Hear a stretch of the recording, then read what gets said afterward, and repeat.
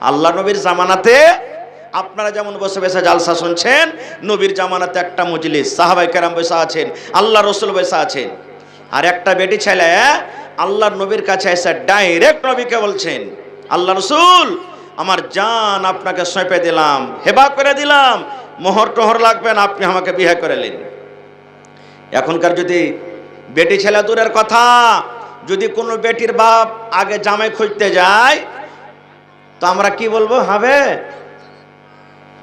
ই বেটির বাপ আগে জামাই খুঁজতে এসেছে, আগে বহুত খুঁজে কিন্তু জামাই খুঁজতে এসেছে, আর মানে ইয়ার বেটির মধ্যে কোনো আইব টেব আছে নাকি বে? এক নম্বর, কত বেটির বাপের কথা শুনেছি, যদি জামাইটা পড়ালেখা দিনদার, কিচ্ছু নিব না বিহাতে, গাড়ি ঘোড়া কাপড় পর্যন্ত একটা রুমালও নিব না, কি বলবে, আরে দুনিয়ার লোক গাড়ি আর বুলেট আর আপাচি আর কি গাড়ি চাইছে, আর এই ছেলেটা কইছে কিচ্ছু নিব না, এর মধ্যে কোনো আইব আছে নাকি বে? কোনো আইব আছে নাকি এর মধ্যে যে কিচ্ছু নিবে না? কো এই দেখেন কত ভাই তো বলে, গর্ব করে বলে বেটির বাপের কাছ থেকে টাকা নিয়ে মোহর নগদ করে, আর বলে ভাই 5টা বেটার বিয়ে দেন, আল্লাহর রহমতে সব দিকের একবারে নগদ মোহর করে দিয়েছি, 1 টাকা বাকির কারবার করি না। এই দেখেন আল্লাহ রসুলের জামানাতে নবী বসা আছেন, সাহাবায়ে কেরাম বসা আছেন, একজন মহিলা এসে আল্লাহ রসুলকে নিজের জান সঁপে দিলেন, যে তোহা বলা কানাফসি ইয়া রাসূলুল্লাহ, আল্লাহ নবী গো আমার জান খানা আপনাকে সঁপে দিলাম, আমার রূহ খানা আপনাকে সঁপে দিলাম, আমার জান হেবা করে দিলাম, আপনাকে টাকা লাগবে না, পয়সা লাগবে না, আপনি আমাকে বিনা মোহরে বিবাহ করালেন, নবীজি আপনি আমাকে বিবাহ করালেন। আল্লাহ রসুল দেখলেন মেয়েকে যে মাথার চানি থেকে নিয়ে তাইলা পর্যন্ত দেখতে কেমন, এই জন্য নবী বলেছেন যে বিয়া করবে, বিয়া করার আগে যাকে তুমি বেটি ছেলেটাকে বিয়া করবে ওকে একবার দেখো, তুমি ওকে পছন্দ করো, ও যদি তোমাকে না করে, আর তুমি ওকে করছো ও যদি তোমাকে না করে, এই জন্য বিয়ে করার আগে তুমি একবার দেখো যাকে বিয়ে করবে। কিন্তু এখানে যে বিয়ে করবে একদিনও দেখতে যাই না, যাইবে মা, যাইবে বাপ, যাইবে ভাই, যাইবে 10 বন্ধু, আর পরে 2-4-6 মাস তখন বলছে যে এটা স্ত্রী লিয়ে চলাফেরা হবে না, একে তালাক দিয়ে দেবো, কিংবা এটা স্বামীর সাথে আমি চলতে পারবো না, আমি আর কাছ থেকে খোলা করে নেব, সংসার ভেঙে গেল তাদের। দেখতে হবে। নবীজি দেখলেন, দেখা পর মাথা নিচে করে নিলেন, এই আমার দিকে দেখেন, মাথা নিচে করে নিলেন, তুমি পছন্দ আছো, তোমাকে বিয়ে করব কি করব না, কোনো উত্তর দিলেন না। সাহাবায়ে কেরাম বসে আছেন, ইয়া অপরের দিকে দেখা দেখে করছেন, মনে মনে চিন্তা করছেন কি ব্যাপার। সে মহিলা নিজের জান খানা নবীকে সঁপে দিয়েছে, কিন্তু নবীজি দেখার পর কিছুই বললেন না, হ্যাঁ তোমাকে বিয়ে করব কি করব না। কিছু সময় যখন কেটে গেল, ফাকামা রাজুলুম মিন আসহাবিহি, সাহাবী যারা বসেছিলেন তাদের মধ্যে একজন সাহাবী দাঁড় হয়ে গেলেন, আল্লাহ রসুলকে বলছেন, ইয়া রাসূলুল্লাহ, আল্লাহ নবী গো সে মেয়ে ছেলে আপনাকে নিজের জানখানা সঁপে দিয়েছি, আপনার যদি দরকার না থাকে, আপনার যদি প্রয়োজন না থাকে, আপনি যদি তাকে বিয়ে না করেন নবী গো, আমার দরকার রয়েছে, দয়া করে ওই মেয়েটার বিয়ে আমার সঙ্গে আপনি লাগিয়ে দেন। আল্লাহ রসুল আপনার যদি দরকার না থাকে বিয়ে করার, আমার দরকার রয়েছে, ওর সাথে আমার বিয়েটা লাগিয়ে দেন। এবার রসুল বলছেন, হাল ইনদাকা মিন শাই, এই তোমার কাছে কিছু আছে মোহর দিতে পারবে, মোহর দেওয়ার মতন কিছু আছে তোমার কাছে? বলছেন লা ইয়া রাসূলুল্লাহ, না আমার কাছে কিছু নাই, মোহর দেওয়ার মতন কিছু নাই, আমি গরিব মানুষ। আল্লাহ রসুল বললেন, ওরে আমার সাহাবী, যদি তুমি সে মেয়েকে বিয়ে করতে চাও, মোহর আদায় করতে হবে বাবারে, মোহর তোমাকে দিতে হবে, যাও বাড়িতে চলে যাও, দেখো তুমি কিছু পাও কিনা। সেই সাহাবী বাড়ি চলে গেলেন, বাড়ি যাওয়ার পর বাড়িতে খোঁজাখুঁজি করতে লাগলেন মোহর দিব বলে। এবার কত রকম খোঁজাখুঁজি করলেন, কিন্তু বাড়ি থেকে কিছুই আনতে পারলেন না। সেই সাহাবী নবীকে বললেন, ইয়া রাসূলুল্লাহি মা ওয়াজাদতু শাইয়া, আল্লাহ নবী গো আমি বাড়িতে অনেকক্ষণ ধরে খোঁজাখুঁজি করলাম, কিন্তু আমি মোহর হিসাবে বাড়ি থেকে কিছুই আনতে পারলাম না, কিছুই আনতে পারলাম না আল্লাহ রসুল আমি বাড়ি থেকে। দয়ার রসুল বলেন, এক কাজ করো, উনজুর ওয়ালাউ খাতামান মিন হাদিদ, বাড়িতে যাও যদি একটা লোহার আংটি পাও, সোনা চাঁদি নয়, সামান্য একটা যদি লোহার আংটি পাও, ওই লোহার আংটি তুমি নিয়ে এসো, ওইটা কি তোমার মোহর করে তার বিয়ে লাগিয়ে দিতে হবে। সেই সাহাবী চলে গেলেন। আমাদের মতন তো নয়, বাড়িতে টাকা না আছে তো কি হলো রে, মোবাইল আছে বিক্রি করে দেব, সাইকেল আছে বিক্রি করে দেব, ধান আছে বিক্রি করে দেব, গম আছে বিক্রি করে দেব। সেই সাহাবী বাড়ি চলে গেলেন। ওরে সুবহানাল্লাহ, বাড়িতে অনেকক্ষণ ধরে খোঁজাখুঁজি করলেন, কিন্তু সেই সাহাবী একটা লোহার আঙ্গুঠি পর্যন্ত বাড়িতে খুঁজে পেলেন না। সেই মজলিসে এসে বললেন, ইয়া রাসূলুল্লাহি ওয়ালা খাতামান মিন হাদিদ, আল্লাহ নবী গো, আমি বাড়িতে গিয়ে অনেকক্ষণ ধরে খোঁজাখুঁজি করলাম, কিন্তু নবী গো, আমি একটা লোহার আঙ্গুঠি পর্যন্ত আনতে পারলাম না। আল্লাহ রাসূল বললেন, কে তাহলে কেমন করে বিয়ে হবে, তুমি তো একটা সামান্য লোহার আঙ্গুঠি আনতে পারলে না। তখন সেই সাহাবী বলছেন, ওয়ালাকিন হাযা ইজারি, নবীজি আমার পরনে একটা লুঙ্গি তোহামুদ আছে। রাসূল বললেন, মা তাসনাউ বিইজারিক, লুঙ্গি নিয়ে কি হবে? বলছেন, নবীজি লুঙ্গিকে দুই ভাগ করব, এক ভাগ তাকে মোহর হিসাবে দিয়ে দেব, ওড়নি দোপাট্টা করবে, আর এক ভাগ আমি নিজের পরনে রাখবো। আল্লাহ রাসূল বললেন, না, এই লুঙ্গিতে তোমার মোহর চলবে না। একে দুই ভাগ যদি করো, এক ভাগ তাকে যদি মোহর হিসাবে দিয়ে দাও, ওড়না দোপাট্টা ছোট হয়ে যাবে, হবে না, আর তোমার এক ভাগ পরা হবে না, এই জন্য তোমার এই লুঙ্গিতে চলবে না। খো সেই সাহাবী বসলেন মজলিসে। কিছুক্ষণ পর আবার বাড়ির দিকে রওনা হয়েছে, আর বিয়ে হবে না, মোহর দিতে পারলাম না। কিছু দূর যখন হেঁটে গেছেন, আল্লাহ রাসূল বললেন, ও বাবা রে, তুমি শোনো রে বাবা, তুমি শোনো, আমি জানতে পারলাম তুমি একটা গরিব মানুষ, তোমার বাড়ি থেকে কিচ্ছু নাই, সামান্য একটা লোহার আঙ্গুঠি পর্যন্ত আনতে পারলে না, আর মানে তোমার মোহর দেওয়ার মতন কিছু নাই। তবে নবী এবার শেষে বলছেন, মাজামা কামিনাল কোরআন, ওরে সাহাবী, এই আল্লাহর কিতাব কোরআন থেকে তুমি কিছু জানো কিনা? মাজামা কামিনাল কোরআন, আল্লাহর কিতাব কোরআন থেকে তুমি কিছু জানো কিনা? এই কোরআনের সূরা তোমার কিছু মুখস্থ আছে কিনা? কোরআনের আয়াত তোমার কাছে কিছু মুখস্থ আছে কিনা? সেই সাহাবী বললেন, না আমি ইয়া রাসূলুল্লাহ, আল্লাহ নবী গো, আমার কোরআনের আয়াত মুখস্থ আছে গো নবীজি, কোরআনের সূরা আমার মুখস্থ আছে। ফাআদ্দাদাহা, নবীর সামনে নাম বলে দিলেন, হয়তো সূরা 3 মুখস্থ আছে, হয়তো সূরা বাকারা মুখস্থ আছে, হয়তো সূরা শামস মুখস্থ আছে। এই করে করে যে সূরাগুলো জানতেন, আল্লাহর নবীর সামনে সূরাগুলোর নাম বলে দিলেন। এবার নবী বললেন, বাবা রে, যে সূরাগুলো তুমি জানো, ওই সূরা তুমি ভালো করে পড়িতে পারবে কি পারবে না? সেই সাহাবী বললেন, হুজুর পারবো। আল্লাহ রাসূল বললেন, ও আমার সাহাবী শুনে নাও, যে সূরা তুমি জানো, যে কোরআনের আয়াত তোমার মুখস্থ রয়েছে, ওই কোরআনের মধ্যে 30 খানা আয়াত, 30 খানা আয়াত ওই মেয়ে ছেলেকে শিখিয়ে দিবে, 30 খানা আয়াত তাকে তুমি শিখিয়ে দিবে। এই কোরআনের 30 খানা আয়াতকে আমি নবী মোহর করে তোমার সাথে আমি তার বিয়েটা আমি লাগিয়ে দিলাম। নারে তাকবীর! কোরআন কত বড় দেখেন নিয়ামত। টাকা নাই বাড়িতে, পয়সা নাই, কোরআনের 30টা আয়াতকে মোহর করে নবীজি তার বিয়ে লাগিয়ে দিলেন। বলবেন মৌলানা, তাহলে কোরআনের আয়াত মোহর চলবে? জি চলবে। যদি আপনার স্ত্রী যাকে বউ করবেন 1 টাকাতে যদি রাজি হয়ে যায়, 1 টাকাতেই আপনার মোহর হয়ে গেল।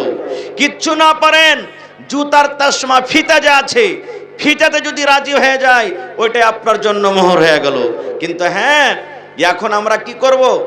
যখন লেনদেনের কথা হবে তখন বলবো যে 3 লাখ 4 লাখ 5 লাখ টাকার কথা বলবো, আর যখন মোহরের কথা হবে তখন বলবে, উদাহরণ দিবে যে উমুকের বেটার বিয়ে হয়েছে, 5,000 টাকা তো দিয়েছিল, এটাই থাকতে দাও। মেয়ের পক্ষ থেকে যদি বলে যে না ভাই, একটা গরু গালার দাম দাও না, যে ভাই 10,000 টাকা দাও কম করে, না না না না, ঘটা লেগে যাবে। দেখেন কত বড় বিজনেস করতে বসেছে, ওকে ঘটা লেগে যাবে। হায় রে আল্লাহ, কোথায় আছে মুসলমান আমরা?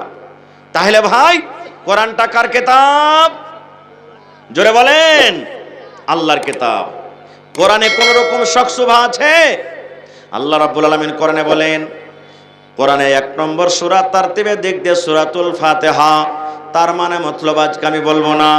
2 নম্বরে কোরআনে একটা সূরা আছে সূরাতুল বাকারা।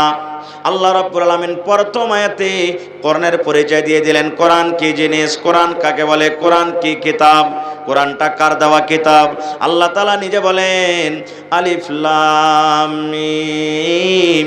এই যে কোরআনে আপনি দেখবেন আলিফ লাম মিম লেখা আছে, এই কোরআনে এগুলার কিন্তু মানা লেখা হয়নি। কোরআনে লেখা আছে কাফ হা ইয়া আইন সাদ, এক হরফে মুকাত্তাত বলা হয়েছে। কোরআনে এগুলার মানা লেখা হয়নি।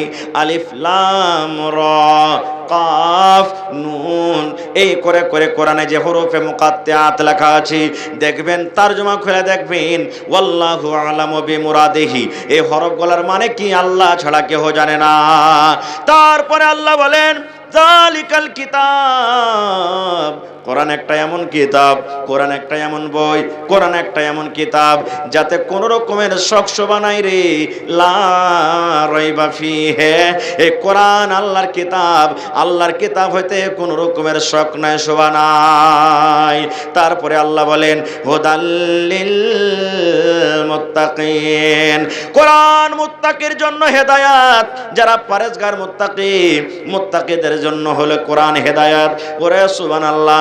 কিন্তু আজকে আমরা মুসলমান কোরআন খোলা দেখি না। আল্লাহ বলেন রে দুনিয়ার মানুষ, ইন্না আরাজনাল আমানাতা আলাস সামাওয়াতি ওয়াল আরদি ওয়াল জিবাল, এই মানুষকে দেওয়ার আগে আল্লাহ রাব্বুল আলামিন সর্বপ্রথম কোরআন কাকে দিলেন? ইন্না আরাজনাল আমানাতা আলাস সামাওয়াত, আল্লাহ আসমানকে ডাক দিয়ে বললেন আসমান রে তুমি আমার আমানত মানে কোরআন নিয়ে লাও, তুমি আমার কোরআনটা নিয়ে লাও, তুমি আমার আমানত নিয়ে লাও। আসমান বলল আল্লাহ সব কিছু আমি সহ্য করতে পারবো আল্লাহ, কিন্তু আমি কোরআনের ভার আমি সহ্য করতে পারবো না। ওয়াল জিবাল ইন্না আরাজনাল আমানাতা আলাস সামাওয়াতি ওয়াল আরজি, আল্লাহ জমিনকে ডাকতে বললেন জমিন রে তুমি আমার কোরআনের ভারটা তুমি নিয়ে লাও, এই জমিন তুমি আমার কোরআনটাকে তুমি নিয়ে লাও। এবার জমিন বলতে লাগলো এই পাক পরওয়ারদিগার তুমি আরো বড় বড় বড় বড় পাহাড়টাকে আমার বুকে দিয়ে দাও, আরো বড় বড় পাহাড় দিয়ে দাও আল্লাহ, আরো মানুষের লোড ভার দিয়ে দাও আল্লাহ, আরো যত রকম নদী আছে পানি আছে আমার উপরে দিয়ে দাও, সব কিছুর আমি ভার সহ্য করতে পারবো। কিন্তু আল্লাহ জি আমি জমিনে কোরআনের ভার আমি সহ্য করতে পারবো না। আল্লাহ 3 নম্বরে ওয়াল জিবাল, পাহাড়কে ডাক দিয়ে বললেন পাহাড় রে, আসমান ইনকার করে দিল কোরআন নিল না, জমিন ইনকার করে দিল নিল না, পাহাড় তুমি নিয়ে লাও, তুমি নিয়ে লাও, তুমি নিয়ে লাও। ওরে সুবহানাল্লাহ, আসমান জমিন পাহাড় আল্লাহর কিতাবটা যেমনই নাম শুনেছে, আল্লাহর কোরআনের যেমনই নাম শোনা, তারা ভয়ভীত হয়ে গেল, মনে হয় ভিতরখানটা তার চাকনাচুর হয়ে গেল, যার যার হয়ে গেল, থরথর করে কাঁপতে লাগলো। আল্লাহ সব কিছু সহ্য করতে পারবো, কিন্তু কোরআনের ভার আমরা সহ্য করতে পারবো না। হায় আল্লাহ, এই কোরআনের মান সম্মান আসমান বুঝেছে, জমিন বুঝেছে, পাহাড় বুঝেছে, কিন্তু আজকে আমরা মুসলমান হয়ে এই কোরআনের মান সম্মান আজকে আমরা বুঝতে পারি না। কোরআনটা কেন দিয়েছে আল্লাহ? কোরআনটা দেওয়ার উদ্দেশ্য কি? আল্লাহ রাব্বুল আলামিন বলেন শাহরু রমজানাল্লাযী উনজিলা ফীহিল কোরআন, আল্লাহ বলেন দুনিয়ার মানুষরে আমি আমার পাক পবিত্র কোরআন রমজান মাসে আমি আল্লাহ নাজিল করে দিয়েছি, রোজার মাসে আমি আল্লাহ নাজিল করে দিয়েছি। হায়রে হতভাগা মুসলমান, আজকে আমার মায়েরা খালারা বোনেরা দিদিরা রমজান মাসে শুধু কোরআনটাকে পড়বে, রোজার মাসে শুধু কোরআন পড়বে, বলবে বুবুরে আমার এক ফিরে হয়ে গেল, ভাইরে আমার এক ফিরে হয়ে গেল, ভাইরে আজ আমার 2 পারা হয়ে গেল, বুবুরে আমার 3 পারা হয়ে গেল। বন্ধুরে এই কোরআনটা শুধু রোজার মাসে পড়ার কোরআন নয়। আল্লাহর নবী বলেছেন মান কারা হারফান মিন কিতাবিল্লাহি, আল্লাহর কিতাব থেকে যে একটা হরফ পড়বে ফালাহু হাসানাতুন, তার জন্য হলো একটা নেকি, ওয়াল হাসানাতু বিআশারি আমসালিহা, আর একটা নেকি হলো 10টা হরফের সমান, 10টা নেকির সমান। আল্লাহ নবী বলেছেন লা কুলু আলিফ লাম মিম হারফুন, আমি নবী এই কথা বলবো না রে, এই কোরআনে যে আলিফ লাম মিম লেখা আছে এটা হলো একটা হরফ। ওয়ালাকিন নবী বললেন আকুল, আমি এই কথা বলবো আলিফুন হারফুন, আলিফ হলো একটা হরফ, ওয়া লামুন হারফুন, লাম হলো একটা হরফ, ওয়া মিমুন হারফুন, মিম হলো একটা হরফ।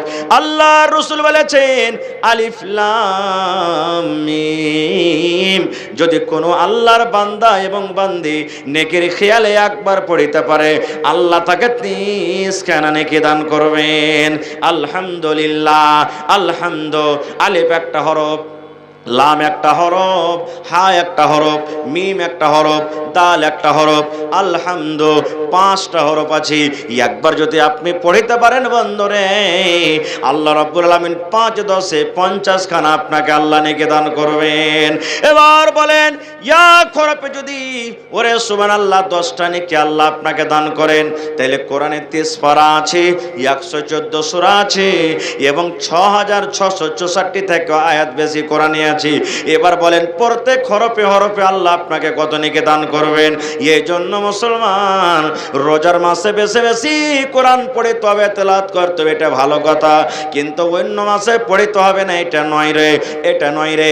আল্লাহ রাসূল বলেছেন যে বাড়িতে জিন জ্বালিয়ে দেয়, যে বাড়িতে ভূতে জ্বালায়, যে বাড়িতে জিনে জ্বালায়, যে বাড়িতে ভূতে তং করে, আল্লাহ রাসূল বলেছেন উম্মত তুমি কোরআনে একটা সূরা আছে সূরাতুল বাকারা, বাকারা সূরা তুমি বাড়িতে বেশি বেশি করে তেলাওয়াত করো, বাকারা সূরা তুমি বেশি বেশি করে বাড়িতে পড়ো রে।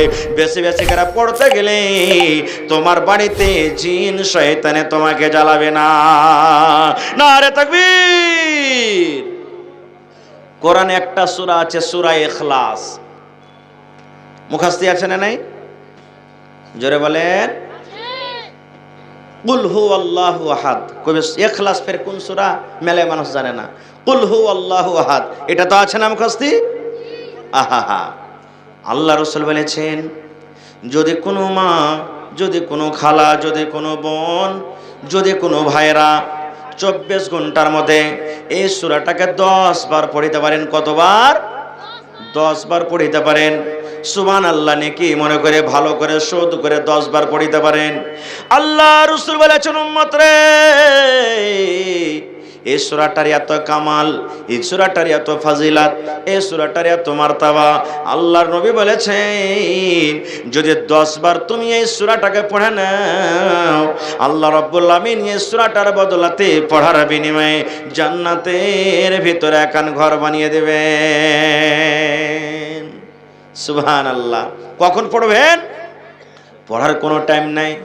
জালসা শুনে বাড়িতে যাবেন, আউযু বিল্লাহি মিনাশ শাইতানির রাজিম, বিসমিল্লাহির রহমানির রহিম, কুল হুয়াল্লাহু আহাদ, আল্লাহুস সামাদ, লাম ইয়ালিদ ওয়া লাম ইউলাদ ওয়া লাম ইয়াকুল লাহু কুফুয়ান আহাদ, বিসমিল্লাহির রহমানির রহিম, কুল হুয়াল্লাহু আহাদ, আল্লাহুস সামাদ, লাম ইয়ালিদ ওয়া লাম ইউলাদ ওয়া লাম ইয়াকুল লাহু কুফুয়ান আহাদ। আপনি নামাজ পড়ে জামাতের জন্য বসে আছেন, এখনো টাইম আছে, একবার দুবার আপনি পড়ে নিলেন। আপনি রাস্তা দিয়ে হাঁটছেন পড়বেন, ঘাস কাটতে আপনি চলে গেলেন পড়বেন, মোটরসাইকেল চালিয়ে চলে গেলেন পড়বেন, মায়েরা খালারা বাড়িতে রান্না বান্না করে পড়বে, বাচ্চাকে দুধ খাইয়ে পড়বে, বাড়িতে ঝাড়ু দেয় পড়বে, পাক পবিত্র অবস্থাতে যে কোনো টাইমে নবী বলেছেন যদি সূরা ইখলাস 10 বার তুমি পড়ো রে, 10 বার যদি তুমি পড়ো, আল্লাহ রাব্বুল আমিন তার বিনিময়ে জান্নাতের ভেতরে একখান ঘর বানিয়ে দেবেন। একজন সাহাবী এক মসজিদের ইমাম আলহামদু সূরা পড়েন, আলহামদু সূরা পড় সূরা ইখলাস মানে কুল হু আল্লাহু আহাদ পড়ে অন্য একটা সূরা পড়ে তখন রুকু করে, মানে দুটা করে সূরা, আলহামদু পরে দুটা সূরা, আর এক রাকাতে খাড়া হয়েছে আলহামদুলিল্লাহ সূরা শেষ করে কুল হু আল্লাহু আহাদ শেষ করে আবার একটা সূরা পড়ে তখন রুকু করছে। নামাজের শেষে যখন মুক্তাদি যারা ছিলেন ওরা তখন বলছেন এ ভাই এরকম করে তুমি নামাজ কেন পড়াইছ? বলছে কেমন করে রে ভাই?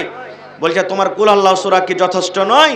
তুমি এইটা সূরা শেষ করে ফের আর একটা সূরা যে তুমি পড়েছো, তুমি এক কাজ করো, ভাই একটা সূরাই পড়ো, শুধু কুল আল্লাহু আহাদ পড়ে তুমি নামাজ পড়িয়ে দাও, আর না হলে এটাকে বাদ দিয়ে অন্য একটা সূরা পড়ো, এই ডাবল ডাবল করে পড়িও না। তখন ইমাম সাহেব বলছেন যে এক কাজ করো, আমি যেভাবে পড়েছি এইভাবেই পড়বো, মন হয়তো আমাকে ইমাম থাও আর না হয়তো না থাও, তোমরা নামাজ পড়োগা। আমাকে যদি ইমাম থাও তা আমি আলহামদুলিল্লাহ পড়বো, তারপরে সূরা ইখলাস পড়বো, তারপরে তখন অন্য কোনো সূরা পড়ে আমি রুকু করব। যদি এটা পোষায় ভাই আমাকে ইমাম থাও, না তো আমাকে থুইও নাখো। মাজবুর হয়ে গেল ওখানকার লোক। তখন ওরা আল্লাহ রসুলের কাছে চলে গেলেন। আল্লাহ রসুল, আমাদের টোলাতে যে ইমাম আছে একটা, ও প্রত্যেক রেখাতে আলহামদুর পরে ও ইখলাস সূরা পড়বে, কুল হু আল্লাহু আহাদ, আর দিয়ে আরেকটা সূরা পড়ে তখন ও এরকম ভাবে রুকু করবে। আমরা বললাম তো, বলছে মন হয় ইমাম থাও বা নাই থাও, কিন্তু আমি কুল আল্লাহ সূরা হর রেখাতে পড়বই। আল্লাহ রসুল বলছেন ওকে ডাকো। চলে এলেন। আল্লাহ রসুল বলছেন, বাবা রে, তুমি নাকি এরকম এরকম করে প্রত্যেক রেখাতে আলহামদুর পর কুল আল্লাহ পড়ো, ইখলাস পড়ো। জি আল্লাহ নবী, আমি পড়ি। আল্লাহ রসুল বললেন, বাবা তুমি কেন পড়ো? কি এমন সূরাতে আছে, এই সূরাটার মধ্যে কি আছে, তুমি এরকম কেন পড়ো? কি কারণে তুমি পড়ো, একটু দয়া করে বলো। এবার সে সাহাবী বললেন, আল্লাহ নবী গো, ইন্নী উহিব্বুহা, এই সূরাটা পড়িতে আমাকে খুব মজা লাগে নবী গো। এই সূরাটাকে আমি খুব ভালোবাসি। এই সূরাটার পরে আমার খুব দয়া আছে। এই সূরাটাতে শুধু আল্লাহর সিফাত আছে। আমি সূরাটাকে ভালোবাসি, এই সূরাটার সাথে আমি মুহাব্বত করি। এই সূরাটাকে ভালোবাসি বলে আমি প্রত্যেক রাকাতে পড়ি। আমি সূরাটাকে না পড়ে মনে হয় আমার মনটা ঠান্ডা হয় না। আল্লাহ রাসূল বললেন, সাহাবী রে, এই সূরাটাকে তুমি যে ভালোবাসো, এই সূরাটার সাথে তুমি মুহাব্বত করো, এই মুহাব্বত ভালোবাসা তোমাকে জান্নাতের ভেতরে নিয়ে চলে যাবে। নারে তাকবীর। হয়নি, হবে না, হতে পারে না, আমার নবীর সাথে কারো তুলনা। হয়নি, হবে না, হতে পারে না, আমার নবীর সাথে কারো তুলনা। হায়রে তুলনা তো দূরের কথা, ছায়াও মিলে না। হয়নি, হবে না, হতে পারে না, আমার নবীর সাথে কারো তুলনা।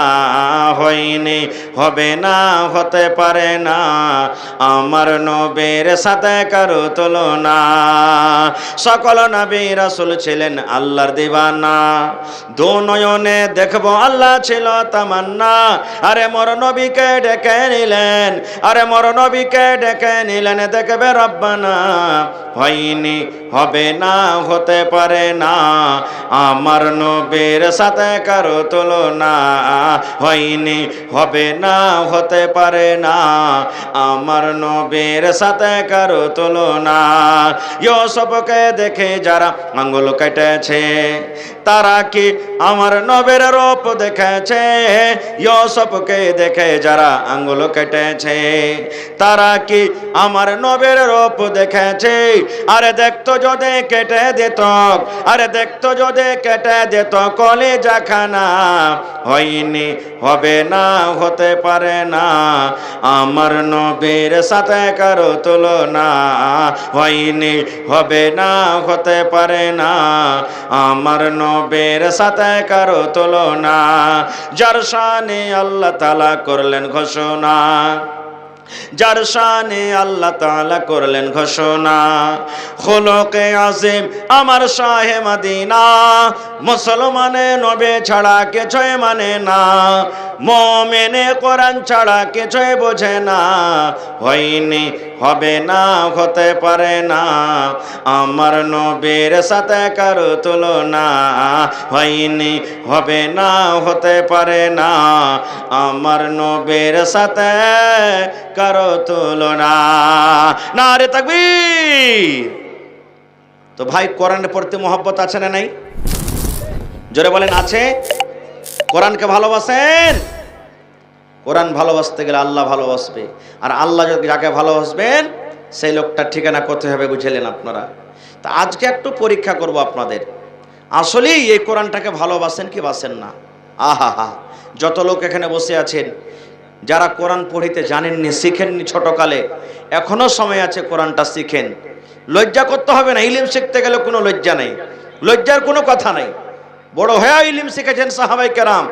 এই জন্য যারা জানেন না, বাড়িতে বেটি জানছে তো পড়িতে, বেটির কাছে শিখেন। বাড়িতে স্ত্রী জানে, স্ত্রীর কাছে শিখেন। বাড়িতে বেটা জানছে, বেটাকে বসিয়ে দেন। বহু জানছে, বহুকে বলেন। এতখানিও না পারেন, কমপক্ষে বেটা বেটি বহু স্ত্রী যারা পড়িতে জানে প্রত্যেক নামাজ পড়ে যদি নাও পারেন ফজরের পর, কম করে আসরের পর, কিংবা যেটা আপনার ফুরসত হবে টাইম বাহির করে, বেটি রে এক রুকু পড়াতো, বেটি রে একটা সূরা গালা পড়তো শুনবো আমি, বেটি রে একটু আল্লাহর কোরআনটা তেলাওয়াত করতো আমি শুনবো। কম করে এটা যদি করতে পারেন আল্লাহ তাবারক ওয়া তাআলা আপনাকে নেকি দান করবেন। ভাইরে এই জন্য নিজে শিখতে পারেননি আওলাদকে ছেলে মেয়েকে অবশ্যই কোরআন শেখাবেন। পড়েন ইনশাআল্লাহ তাআলা, জোরে পড়েন ইনশাআল্লাহ তাআলা। তবে কোরআন শিখবেন কোথায়? মাদ্রাসাতে। তো মাদ্রাসা চালাইতে হবে টাকা দিয়ে, বিনা টাকাতে মাদ্রাসা চলবে ভাই? চলবে? আজকে একটু পরীক্ষা করব। আমি এক্ষুনি বললাম কোরআন কত পারার? জোরে বলেন। দেখি কোন আল্লাহর বান্দা আছেন, মাওলানা আমি 30 পারার দাম 30,000 টাকা আমি জমা করে দেবো স্টেজে। যদি পারেন কোন আল্লাহর বান্দা, দেখি। কোরআনের দাম আল্লাহ ছাড়া কেউ দিতে পারবে না। কোরআনের একটা হরফ জের জাওয়ারের দাম মানুষ দেওয়ার ক্ষমতা রাখে না। আল্লাহ তার পূর্ণ বদলা দান করবেন। তবে কোরআনের প্রতি ঈমান, তার ইজ্জত সম্মানকে রেখে 30টা লোক আমি দেখি, যদি পারেন একটা লোক 30,000 টাকা দিয়ে দেন। যদি না পারেন 10 টাকার 1000 3টা লোক লাগবে। এটাও যদি না পারেন 5 টাকার 1000 6টা লোক লাগবে। এটাও না পারেন 2000 টাকা করে দেন, 15টা লোক লাগবে। আর না হলে ভাই আমার 1 পারা করে দাম 1 টাকার 1000, 1000-এ 1 পারা। মা কবরে চলে গেছেন, আব্বা কবরে চলে গেছেন, দাদু দাদি কবরে চলে গেছেন, তাদেরকে স্মরণ করে দেখি কোন আল্লাহর বান্দা আছেন আমার হাতে প্রথমে 1 পারার দাম 1000, 2000, 5000, 10000, 15000, 30,000 টাকা দান করবেন। দেখি কোন আল্লাহর বান্দা আছেন কোরআনের প্রতি মহব্বত ভালোবাসা কার আছে। এবং কমিটির লোককে বলবো মা খালারকে পেন্ডালে চাদর দিয়ে আপনারা পাঠিয়ে দেন। মায়েরা খালারাকে বলবো, আমি জানি এলাকার মানুষ দানি খুব ভালোভাবে দান করে, ওয়াজ শুনতে ভালো, দেখেন এত সুন্দরভাবে ধীরে স্থির হয়ে বসে আছেন পেন্ডাল ভর্তি হয়ে। আমার মনে হয় পাখি উড়তে উড়তে যদি মাথাতে বসে যায়, পাখি মনে করবে এটা মাথা লয় রে, এটা মনে হয় কোনো গাছ আছে মনে হয় নাকি। এরকম সুন্দরে আপনারা বসে আছেন। আমি যদি 3 ঘন্টা ধরে আরো ওয়াজ করি, মনে হয় আপনারা একটাও কেউ হেলবেন না, এত সুন্দর ধীরে স্থির হয়ে বসে আছেন ভাই। তবে আমার পরে আরো 3জন 4জন মাওলানা আছেন, তারাকে শুনতে হবে। তো ভাই রে 10 থেকে 15 মিনিটের মধ্যে দেখি কোন আল্লাহর বান্দা আছেন। আমার সময় মাত্র 11টা পর্যন্ত, 1 ঘন্টা স্টেজে আসা হয়ে গেল, 1.5 ঘন্টা টাইম ছিল, 1/2 ঘন্টা আপনাদের সামনে আর আছি। এই 1/2 ঘন্টার ভিতরে ভাই 30 মিনিটে আমি 30টা লোককে আমি চেয়েছি 5000, 10000, 15000, 25000, 30000 কিংবা 1000 করে। এবং দেখি এলাকাতে মা খালারা ছাগল বকরি কিন্তু খুব পুষে, মায়েরাকে বলবো একটা বকরি দান করবেন, কাঁসা দান করবেন, বদনা দান করবেন, গলার হার, নাকের নাকমুনি, আংটি, পার পায়াল, টাকা, এই সমস্ত জিনিস মায়েরা খালারা খুব দান করতে ভালো। তো একটু আসেন তো দেখি। মোহাম্মদ জাহির ভাই বাড়ি কোথায়? গ্রামের। মোহাম্মদ জাহির ভাই আমার 1 পারা কোরআনের দাম 1000 টাকা জমা করে দিয়েছেন, মাশাআল্লাহ জাযাকাল্লাহ। তো জাহির ভাই এই গ্রাম বাড়ি নাকি আপনার? 1 পারার দিলেন, ডাবল করতে পারবেন না? জি আচ্ছা ঠিক আছে ভাই। 30 পারার মধ্যে 1 পারা পেয়েছি, মাশাআল্লাহ। এই দেখেন আকবরের বহিন মার জন্য, একটা বহিন আমার নিজের মার জন্য 1 পারা কোরআনের দাম, নারে তাকবীর। 2 পারা হয়ে গেল ভাই। 30-এ 2 মাইনাস বাঁচলো কত? 28 ইনশাআল্লাহ পূর্ণ হবে। মা কবরে চলে গেছেন মনে হয়। আহা, আকবরের স্ত্রী আল্লাহus সামাদ নিজের স্বামীর জন্য 600 টাকা দান করেছেন, 8 পারার দাম দিয়ে দিয়েছে, মাশাআল্লাহ জাযাকাল্লাহ। চান্তারা বানসার থেকে 250 টাকা, বহিন 100 টাকা, মাশাআল্লাহ জাযাকাল্লাহ, হায়াকাল্লাহ, বারাকাল্লাহ। রব্বানা যালামনা আনফুসানা ওয়া ইল্লাম তাগফির লানা ওয়া তারহামনা লানাকুনান্না মিনাল খাসিরিন। দেখেন আমি জানছি এলাকার মানুষ দান করতে খুব ভালো। কাঁসার বদনা হাজির হয়ে গেছে। কে দিলে হে ভাই? বুবু দিয়েছে। কি তোমার নাম? বাবলুর বুবু। ও ওরে সুবহানাল্লাহ, আল্লাহ এখান কাঁসার বদনা এবং আরো একটা কেহ রব্বুল আলামিন এখান চাদর দান করেছে তিলকবাড়ি থেকে। এক পারা পারবেন না? না, আর এখানটা 500 দিলে এক পারার দাম হয়ে যাবে। আচ্ছা লেখেলেন, দিয়ে দিবে পরে ইনশাআল্লাহ। কি নাম আপনার? আব্দুল কাদের, তিলকবাড়ি থেকে 1000 টাকা। মাশাআল্লাহ। তাহলে ভাই 1 2 3 পারা হয়ে গেল, আর মাত্র 27টা কলম। যত যুবকেরা আছে, নওজওয়ান আছে ভাই রে, জীবনের কোনো দাম নাই। আল্লাহুস সামাদ। কি নাম ভাই আপনার? হাবিবুর রহমান। এক পারার দাম 1000 টাকা, 4 কলম হয়ে গেল। মাশাআল্লাহ, জাযাকাল্লাহ, হায়াকাল্লাহ, বারাকাল্লাহ। আল্লাহ দেখো তোমার কোরআনের প্রতি মহব্বত, ভালোবাসা দেখিয়ে আমার ভাইরা আল্লাহ হাজার হাজার করে দান করে গেল। আল্লাহ বহিনেরা দান করে গেল। আল্লাহ তারকে দান তুমি কবুল করে নাও। মনের আশাকে আল্লাহ পুরা করো। যতদিন দুনিয়াতে বাঁচবে ঈমানের হালাত রাখো, নেককার করে রাখো, দিনদার করে রাখো। হে রব্বুল আলামিন, আত্মীয় স্বজন যারা কবরে চলে গেছেন, তারকে কবরে তুমি জান্নাতের বিছানা দিয়ে দাও। আহা, আব্বাস মা বাবার জন্য মনে হয় দুনিয়াতে নাই। দেখেন কত নতুন কড়কড়ে নোটজি ভাই, 1000 টাকা। তাহলে ভাই 5 পারার দাম হয়ে গেল। নারে তাকবীর। আর মাত্র 25 পারা। মা খালাকে পেন্ডালে দিয়েছেন চাদর। আব্বাস সোনাপুর থেকে 10 মিনিট রুকেন এখানে। মা খালাকে পেন্ডালে চাদর দেন। চাদর চলছে মায়েরা, আপনারা চাদর ভর্তি করে কিন্তু দানটা দিয়ে পাঠান। মাশাআল্লাহ। আব্বাস সোনাপুর থেকে 700 টাকা। আর 300 টাকা পারলেন আব্বাস ভাই, আর দিলে পারে ইনশাআল্লাহ 6 নম্বর কলম হয়ে যাবে, দিয়ে দিবেন ইনশাআল্লাহ। মাশাআল্লাহ, জাযাকাল্লাহ। আল্লাহ তিলকবাড়ি থেকে আমার ভাই আব্বাস আলী 1000 টাকা এক পারার দাম। ওরে সুবহানাল্লাহ, 6 কলম হয়ে গেল, আর মাত্র 24টা ভাই। তাড়াতাড়ি করে ভাগলেন ভাই রে, আল্লাহ কত যে খুশি হবে আজ। 300 টাকা কম দিয়েছে। আহা, ওরে সুবহানাল্লাহ। আল্লাহ আমার ভাই আল্লাহ তিলকবাড়ি থেকে এক পারা কোরআনের দামে 1000 টাকা জমা দিলেন। আল্লাহ তুমি ভালোবাসো তারাকে যে তোমাকে ভালোবাসে। আল্লাহ তোমার কোরআনকে যারা ভালোবাসে তারাকে তুমি ভালোবাসো। আল্লাহ তোমাকে দেখেনি এক বলে বিশ্বাস করেছে, আল্লাহ তারকে বিশ্বাস। আহা, এই দেখেন আতাউর রহমান সাহেব বনগামা। বনগামার মানুষও খুব দানি। আল্লাহুস সামাদ। সেদিন তোমরা তো খুব মানুষ দান করেছে। আল্লাহুস সামাদ। আল্লাহ আতাউর রহমান সাহেব বনগামা থেকে 1000 টাকা এক পারার দান দিয়ে দিলেন। সুবহানাল্লাহ, 7 পারা হয়ে গেল। আল্লাহ 7 লক্ষ টাকা মনে করে তুমি কবুল করে নাও। মনের আশাকে আল্লাহ পুরা করো। রোজি রোজগারি আল্লাহ বরকত দাও। কামাই ধামাইতে আল্লাহ বরকত দাও। দুনিয়ার ভেজাল, দুনিয়ার ফিতনা থেকে আল্লাহ বাঁচিয়ে রাখো। মাশাআল্লাহ। আল্লাহ একটা ছোট ভাই 23 টাকা। আহা, শাহিদ 1000 টাকা এক পারার দাম। 8 পারা হয়ে গেল ভাই, আর মাত্র 22 পারা আছে ভাই রে। নওজওয়ান একটু আইসেন আপনারা, এক পারা করে না পারবেন গোটা গোটা আধ পারা করে দেন, কম করে 500 টাকার টাকা দেন ভাই, এটাই জমা থাকবে। আজ আল্লাহ আপনাদের পরীক্ষা করছে, মনে হয় সুবহানাল্লাহ, যে আমার কোরআনকে কত ভালোবাসে। মা বাবার জন্য আহা, জোড়া লাগাইতে পারবেন না নানাজি? কি নাম? আকবর হোসেন। দেখেন 8 পারার দাম দিয়ে দিয়েছে। মাশাআল্লাহ, মাশাআল্লাহ, জাযাকাল্লাহ, হায়াকাল্লাহ। যার পকেটে না আছে ভাই অনলাইন মেরে দেন, এই যেমন আমার ভাই মারছে। আল্লাহুস সামাদ। কি নাম? নাজির ভাই। 1 পারার দাম মার জন্য। আহারে দেখেন আল্লাহুস সামাদ ভাই। তাহলে দেখেন 8 আর 1 9, 9.5 পারা হয়ে গেল। মাশাআল্লাহ, জাযাকাল্লাহ, হায়াকাল্লাহ, বারাকাল্লাহ। আল্লাহ মা কবরে মনে হয় চলে গেছে। আল্লাহ জানি না মা কবরে কি হালাতে আছে। মায়ের কবরে তুমি জান্নাতের বিছানা দিয়ে দাও। আল্লাহ মায়ের কবরকে তুমি নূর দিয়ে মানামার করে দাও। কি নাম? মাহবুব আলম চিকনি থেকে 500 টাকা মারলে। এনামুল ভাই আর 1000 দেন হয় ভাই, 2 পারার দাম। আল্লাহ ভালো রাখবেন ইনশাআল্লাহ। এনামুল ভাই 1000 লেখালেন, 1000 নগদ, 1000 বাকি। আল্লাহুস সামাদ 10 পারা হয়ে গেল।